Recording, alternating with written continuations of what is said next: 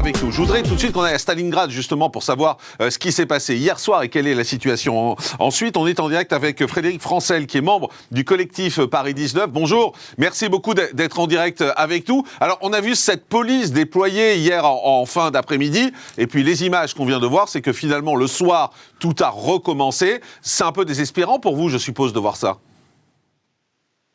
Alors c'est totalement désespérant. Par contre, ce n'est pas du tout surprenant. On a carrément l'habitude en fait d'avoir ce genre d'intervention policière. En fait, quand la police intervient, ils les chassent en fait d'un endroit et eux donc se déplacent en fait directement. Donc même dès que l'arrivée de la police, en fait, les dealers bougent. Ils les voient arriver. Ensuite, les consommateurs, eux, restent plus ou moins sur place. Si la police insiste, ils les font bouger. Ils bougent donc en fait soit vers la Cramif, soit directement jusqu'au Jardin des Halles si c'est en journée. Et c'est tout ce qui se passe, quoi. En fait, ensuite, ils bougent, ils reviennent. Il se passe rien de plus. Mais c'est quoi? C'est le jeu du chat et de la souris. À chaque fois, c'est un coup pour rien? C'est plus ou moins ça, oui, effectivement. Ah, ils vont en attraper peut-être un ou deux avec une micro-galette ou quelque chose comme ça. Donc, ils vont l'emporter, ils vont l'amener en garde à vue pendant 24 heures, même peut-être parfois moins, et puis ils le relâchent, quoi, parce que de toute façon, c'est une personne qui n'a pas de domicile, qui n'a pas d'argent. Ils ne peuvent pas faire grand-chose, et puis il n'y a pas de centre de soins spécialisé, quoi, pour pouvoir les accueillir. Donc, qu'en faire ? Alors, qu'en faire et que faire? C'est la question que j'ai envie de vous poser. Qu'est-ce qu'il faut faire, selon vous? Il faut mettre quoi? Des forces de police importantes en permanence sur place? C'est pas une vie non plus. Alors, c'est pas une vie, mais en même temps, c'est ce qu'il faudrait. Il faudrait que les forces de police puissent arrêter les dealers, en fait, le plus souvent possible. Après, c'est compliqué, on peut le concevoir, puisque ce sont des petits deals, ce sont des petits réseaux. Néanmoins, il faudrait quand même arrêter, en fait, tous ces dealers. Et pour les consommateurs, arriver aussi donc à les convaincre de se sortir de cette consommation de crack, parce que ça n'est pas vivable pour eux. Là, les associations, ce qu'elles font, c'est leur porter des seringues ou des pipes à crack, quoi, pour qu'ils consomment relativement sereinement, mais ça les entretient uniquement en fait dans leur crack, dans leur addiction.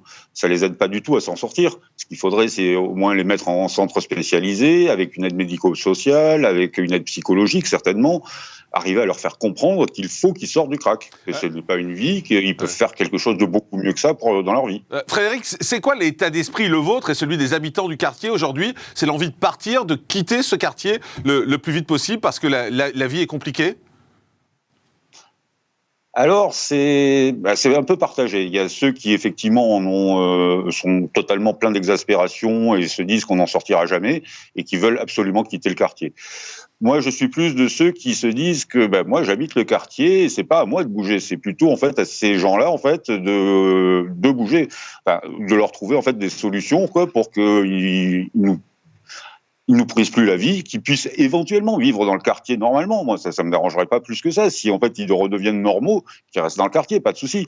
Mais pour moi, en fait, c'est pas à moi de bouger, c'est plutôt à eux. Je regardais les réseaux sociaux ce matin et je voyais beaucoup de gens qui postaient des vidéos tournées cette nuit où on entendait des cris. Et j'ai même vu un tweet passer où quelqu'un disait « Mais même à travers les doubles fenêtres, je peux pas dormir, à travers le double vitrage, je peux pas dormir, j'entends les cris toute la nuit, c'est invivable. » Bérangère Couillard, vous êtes députée En Marche. Qu'est-ce que vous avez envie de dire à Frédéric qui vous dit « La situation, c'est plus possible ». Ah non, mais moi je comprends totalement. Je trouve que la situation est inacceptable et je comprends l'exaspération des habitants.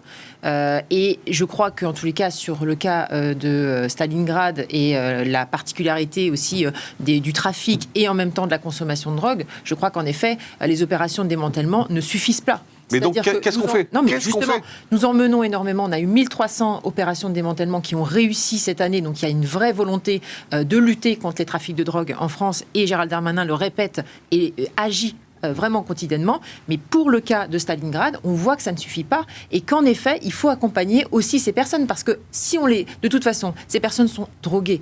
Elles sont totalement addictes et donc si on les arrête, elles vont de toute façon retomber dans le crack. Mais pourquoi on ne met pas des forces de l'ordre en permanence toute la nuit, par exemple? Parce que c'est pas non plus la solution. Moi, je crois qu'il faut. Non, mais il faut. Dans ces cas-là, il faut agir évidemment. Il faut un renforcement de la présence des forces de l'ordre pour ramener le calme, mais aussi à côté de ça, il faut accompagner ces personnes. Ces personnes, elles sont dépendantes de la drogue, elles ont besoin de leur dose, et donc il faut absolument les accompagner dans des centres de soins. Mais là, dans l'immédiat, pour ce soir, pour demain, qu'est-ce que vous dites, Frédéric, supporter? Non, j'ai pas dit supporter. J'ai dit mais non, il faut absolument en fait qu'il y ait tout le monde autour de la table, la mairie de Paris, la préfecture. Non, mais si, c'est important. Non, mais là, ce soir, on fait quoi? Rien? C'est pas ce soir, mais il faut agir dans les prochains jours pour calmer la situation. Mais en tout cas, c'est sûr que je comprends l'exaspération des habitants, mais bien sûr, je ne suis pas forcément d'accord sur ce qu'ils ont fait le week-end dernier avec le lancement des tirs de mortier.